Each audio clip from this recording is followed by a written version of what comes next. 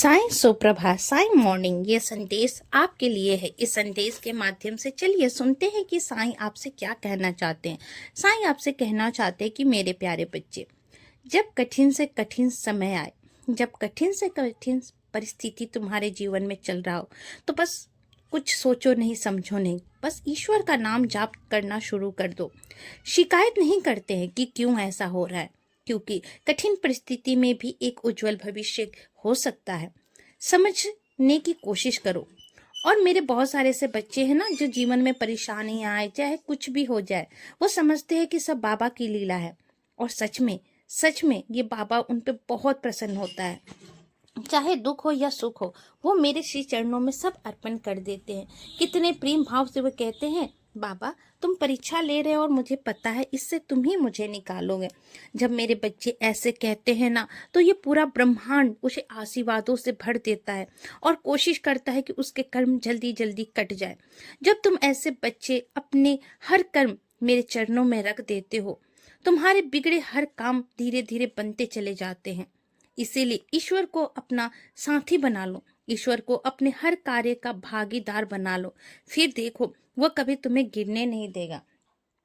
जैसे जैसे कि पैसे की व्यवस्था हो जाएगी, जो सामान तुम घर के लिए खरीदना चाहते हो वो सब भी हो जाएगा। एक और बात बताओ तुम्हें, ये आशीर्वाद दे रहा हूं मैं इस सावन में। इस सावन भोले बाबा का दिन कहते हैं ना, इस समय साक्षात साक्षात शिव धरती पे रहते हैं। तो ये आशीर्वाद मैं तुम्हें दे रहा हूँ। ये आशीर्वाद उनके ही तरफ से है कि अगले अगले एक हफ्ते में बहुत बड़ा बदलाव नजर आएगा तुम्हें। बहुत बड़ा जीवन में बहुत बड़ा जीवन में चेंज आने वाला है। सच में तुम्हारे जीवन में बहुत बड़ा बदलाव आने वाला है।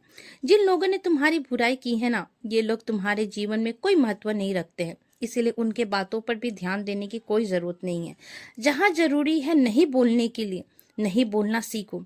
तुम अपने सरल स्वभाव के कारण किसी के को भी मना नहीं करते हो, और ये सरल स्वभाव तुम्हें हर कहीं पर तुम्हें अपने आप को मजबूर कर देता है उनके बातों को सुनने के लिए, और उनके बातों से तुम बहुत प्रभावित हो जाते हो और इसी कारण तुम दुखी भी रहने लगते हो। ये आदत तुम छोड़ दो। इसलिए बहुत बार परेशानी का जो सामना करते हो और ये परेशानी तुम्हारे घर में भी फैल जाती है, इससे तुम निकलो।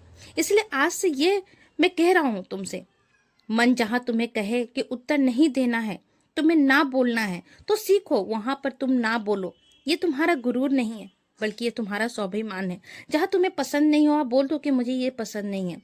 तुम्हारे सारे काम अपने आप होते चले जाएंगे। मैं आशीर्वाद दे रहा हूँ और मन को शांत रखो। मेरे आशीर्वादों का समय अब तुम्हारे जीवन में शुरू हो गया है। खुश रहो। सबका मालिक एक।